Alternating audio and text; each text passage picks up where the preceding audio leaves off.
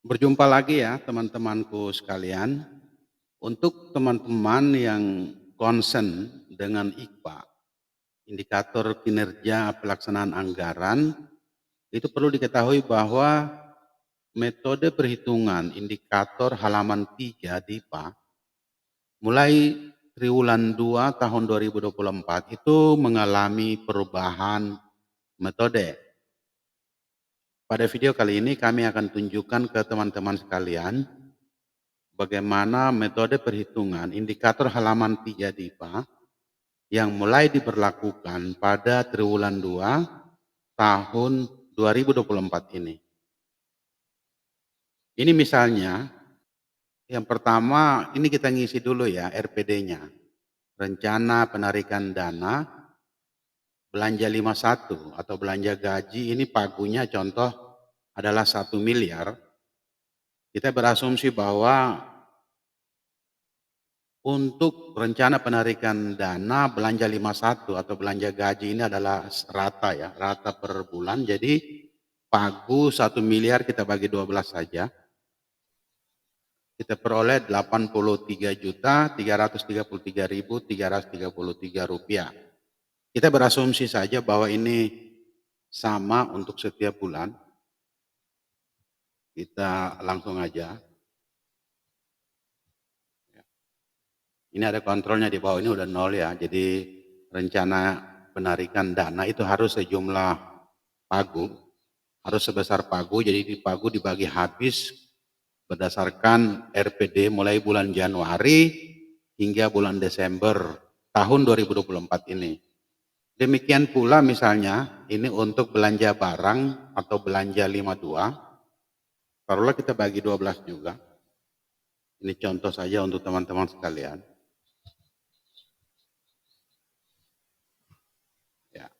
Kita terbagi habis ya, terbagi habis.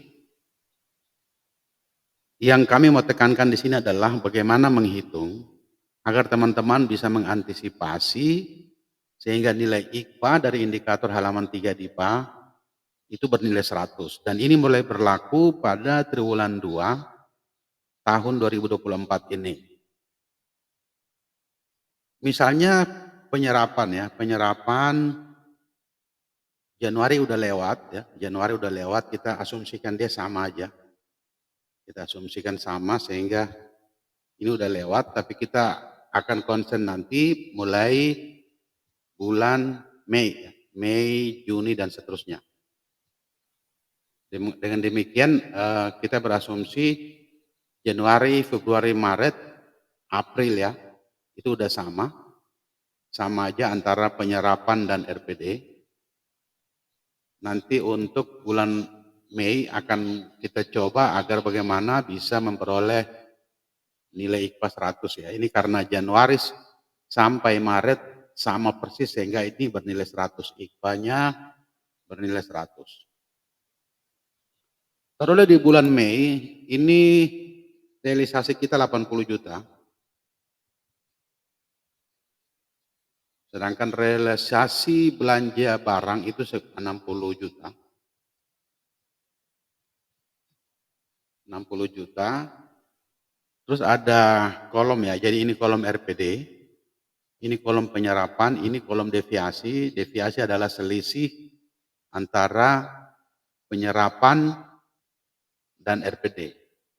Jadi ini selisih atau deviasi belanja 51 sebesar 3.333.000, sedangkan belanja 52 sebesar 6.666.000. Persentase deviasi adalah pembagian antara deviasi dan RPD. Kita bagi per jenis belanja. Jadi persen deviasi 51 adalah 4%. Itu diperoleh dari deviasi belanja 51 kita bagikan dengan RPD belanja 51. Jadi deviasi belanja 51 sebesar 4% dan belanja 52 sebesar 10%. Teman-teman sekalian bahwa metode sekarang itu ada proporsi pagu. Jadi sesuai jenis belanja. Jadi belanja 51 untuk Januari deviasinya sama dengan 0, ini 0, terus persen deviasi itu adalah pembagian antara deviasi dan RPD, kita kali 100, ini sama jadinya 0. Terus proporsi pagu belanja 51 sebesar 55,56, itu diperoleh dari jumlah belanja 51 kita bagi dengan total ya, total pagu sebesar 1,8 miliar, kita kali 100 kita dapat 55,56, dan pagu belanja barang sebesar 44,44%. Deviasi tertimbang, yang ini deviasi tertimbang itu kita peroleh dari kita kali antara proporsi belanja, misalnya belanja 51, deviasi, persen deviasi belanja 51. Karena ini 0, kita dapat 0. Terus jumlah deviasi seluruh belanja adalah penjumlahan deviasi tertimbang, persentase deviasi tertimbang, jadi belanja 51 plus 52 karena 00. Rata-rata deviasi kumulatif karena bulan Januari 1, jadi jumlah deviasi seluruh belanja itu sama dengan rata-rata deviasi belanja pada bulan Januari. Kita peroleh 0, dan nilai IKFA adalah 100 kurang 0 jadinya tetap 100. Ini Januari, Februari, Maret. Oke. April ya, sampai April. Yang mau kita tunjukkan ini misalnya untuk bulan Mei. Mei deviasinya sejumlah 3.333.000 adalah selisih antara RPD belanja pegawai, belanja 51, 83 juta, penyerapannya 80 juta, RPD belanja barang 66 juta, penyerapan 60, kita dapat jumlah deviasi. Persen deviasi adalah pembagian dari deviasi dengan RPD. Jadi 3.333.000 dibagi 83.333.000 dikali 100 dapatnya 4. 4 ya. Jadi deviasi, persen deviasi belanja 51 adalah 4, sedangkan persen belanja deviasi 52 adalah 10. Setelah itu persen deviasi tertimbang itu kita peroleh dari proporsi pagu belanja 51 kita kali persen deviasi belanja 51, kita dapat 2,22. Selanjutnya persen deviasi tertimbang 52 adalah perkalian antara proporsi pagu 52 44,44%, kita kalikan dengan persen deviasi sebesar 10%, kita dapat 4,42, 4,44. Jumlah deviasi ini adalah jumlah antara persen deviasi tertimbang 51 dan 52, kita dapat 6,67. Rata-rata deviasi kumulatif kita dapat 1,33. Itu kita jumlah ya, rata-rata dari Januari kebetulan 0. Kita dapat 1,33, itu diperoleh dari penjumlahan dari Januari sampai Mei, kebetulan Januari, Februari, Maret, April 0 dan Mei 6. Kita dapat 6,67, kita bagi 5, dapatnya 1,33. Setelah itu untuk mendapat nilai IKFA adalah 100 dikurang 1,33, karena dia masih dalam range di atas 95 sehingga nilainya 100.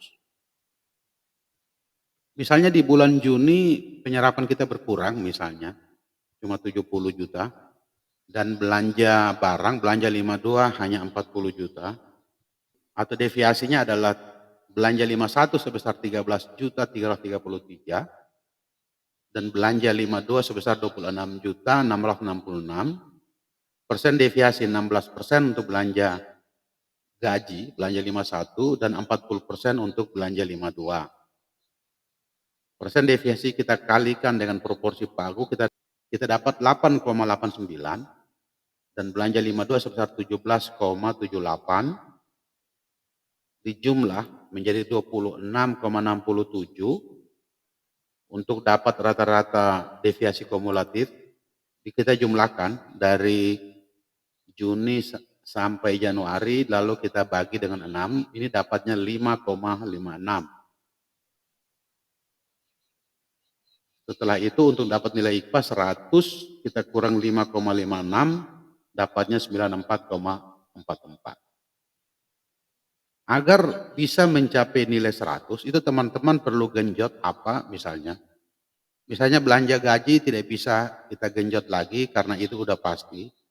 Tapi kalau belanja barang bisa, misalnya dari 40 juta, karena IKFA kita hanya bernilai 94,44, kita nambah, misalnya kita stokkan ATK atau komputer supplies, misalnya sebesar 15 juta, berarti kumulatifnya menjadi 55 juta.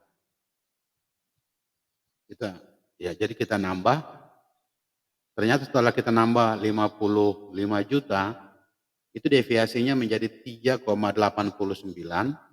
karena dia masih dalam range 0 sampai 5%, sehingga nilai IKFA-nya menjadi 100. Gitu dan seterusnya. Jadi untuk menekan deviasi di bawah 5%, itu teman-teman bisa mengontrol baik itu belanja 51 maupun belanja 52. Dan karena biasanya belanja 51 itu bersifat pasti, sehingga biasa sulit dikontrol, tapi belanja 52 itu bisa dilakukan dengan metode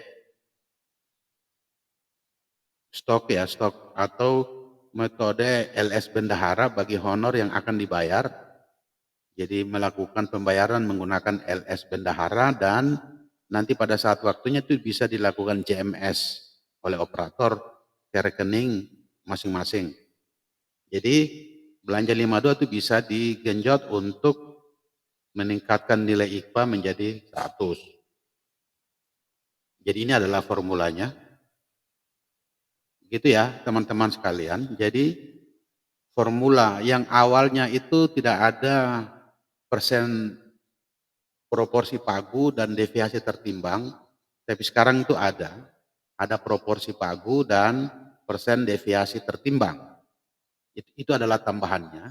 Jadi persen deviasi itu kita kalikan dengan proporsi pagu, persen deviasi dikalikan proporsi pagu, itu diperoleh persen deviasi tertimbang. Selanjutnya dijumlahkan menjadi jumlah deviasi seluruh belanja. Setelah itu kita hitung rata-rata deviasi kumulatif.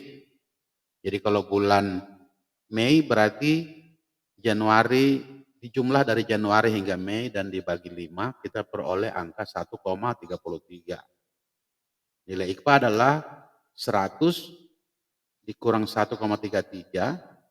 Jadi kita menggunakan rumus if 100 kurang 1,33, apabila lebih besar atau sama dengan 95, maka terbaca 100. Jadi ini adalah metode perhitungan indikator halaman 3 DIPA untuk triwulan 2 2024. Nanti video berikut kita akan hitung bagaimana penyerapan, cara menghitung penyerapan agar bisa bernilai 100 juga. Sekedar diketahui bahwa untuk metode perhitungan lama untuk penyerapan itu adalah total. Jadi kalau triwulan 2 itu harus bernilai 50%, itu adalah total antara 51 dan 52. Untuk metode baru, penyerapan itu dihitung berdasarkan jenis belanja. Jadi kalau 50% berarti belanja 51 harus 50%. Seperti contoh 1 miliar berarti belanja 51 sampai bulan Juni itu harus sebesar 500 juta.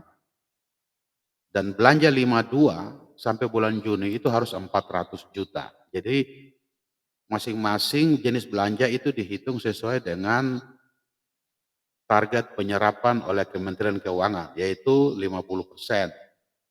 Diketahui bahwa untuk metode sebelumnya itu adalah total belanja.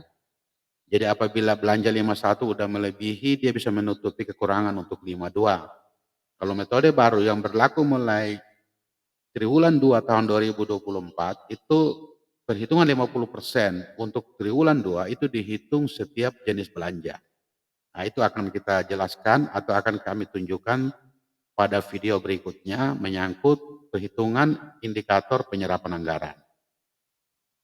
Teman-teman sekalian, terima kasih. Mohon maaf ya, belepotan, banyak yang keliru, tapi intinya bahwa metode ini bisa teman-teman tiru, bisa diadopsi untuk mendongkrak nilai IPA teman-teman di satker masing-masing. Terima kasih, bantu kami dengan menekan tombol subscribe dan tombol lonceng untuk memperoleh notifikasi video-video sederhana kami berikutnya. Terima kasih dan sampai jumpa di video berikutnya.